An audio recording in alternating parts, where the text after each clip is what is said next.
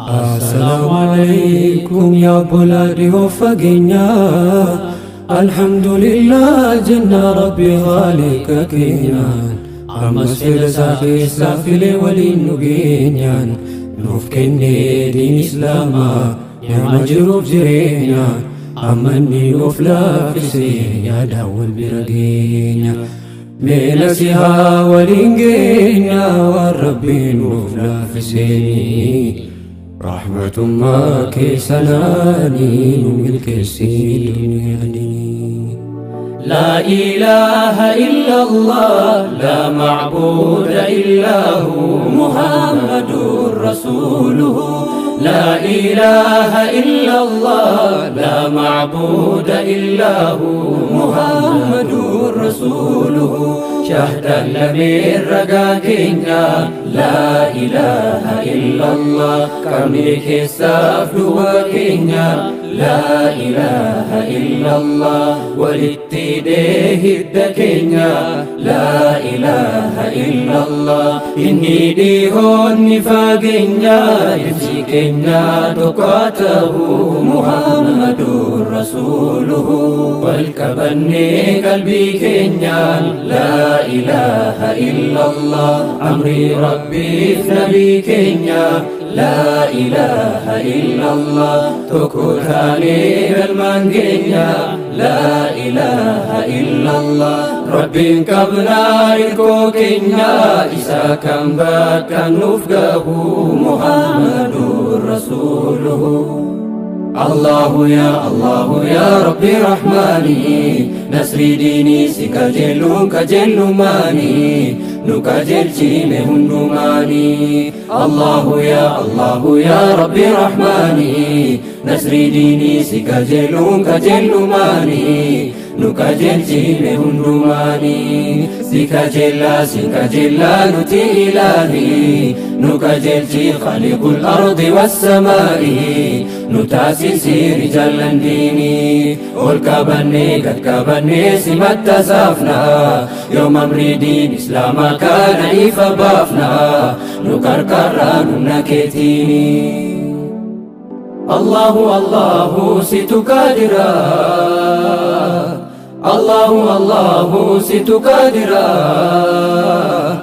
Amri wa namani harka kejira, zalim manuno fin dini ketirra. Hindifne amri jallo dinitu, hindifne Muhammad aminitu. Dutullen disu balla majra. Karadi Rasul mullatadu, karadi Rasul mullatadu.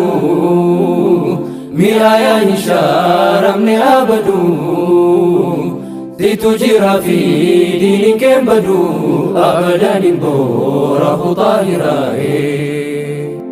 Allahu Allahu Allahu Allahu Allahu Allahu Allahu Allahu. Moti duraf boda durgo mahingkapne, ya kan guddini sawati madalamne. Jalkabu manjira dalatin argamne, zalalam jira tabaran kan sharamne. Toha tawa hunda ya abba makhluka, hojif guddini ke baye namadinka. Simmale hintahu wambahu si jala, situ kabede ma hunda yusijala. Allahu Allahu Allahu fedhi lubbuudhaan nutti baay'atee dhabnus furmaata.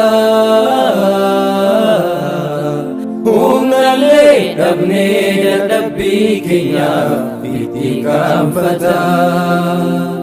Ji'aa fi aduun nuuf ifuu didee ifas yoo dhabnee qalbii nu cabdee kan nuuf wallaanu akka hin dabne. Harkaan kenninu abdii murannee barsi dhaabata. Kophaan hundistuu jabbaaruu keenya jenna abdata. Allahu Allahu ya jabbaaru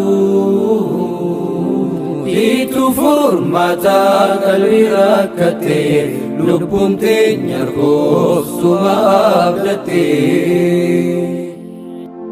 Mootummaan keetii yaa maalikal muluk kan duraaf booda jalqabaaf dhumni yoomuu qulqulluu yeroo hundaa Mawlaa kee addaa jabaadha humni litundaa moohee yaa mootii mootota diriirsee faayee waan dachiif samii abajjiiraataadha dhufeen badu ol aanaan sharaabne zalaalamii maddarshii gubbaa funyoo amaanamaa diriiree dhaqqabee dhalalmaan namaa isa qabannee baana fiixetti magaalaa Firdaws jalarshiititti kan diriirse mootii zalaalama kan uume walqixxeesse alama isaan qixxe hooman gabbaramu mootii abadiitti hin shaaramu.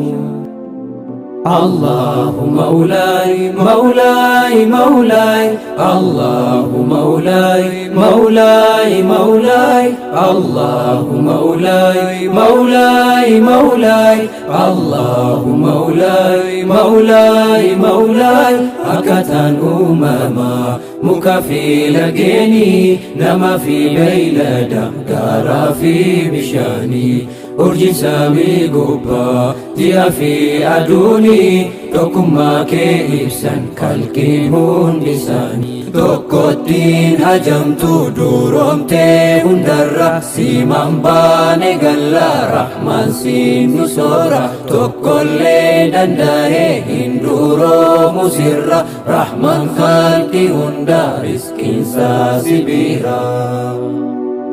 Diiniin keenya guutuu hin qabu hir'ina maaltu nu hangatee olii gaddamaana hablullahi ilmatiin haadha amanamaa kan isa qabatee hin kufu taasuma amantii ganamaa taliila qulqulluu heeraaf seera isaa eeggata kan bullu qaaliqa dubbatee mootiin ardi samaa lanfisa malahaa injitu gonkumaa lanfisa malahaa injitu gonkumaa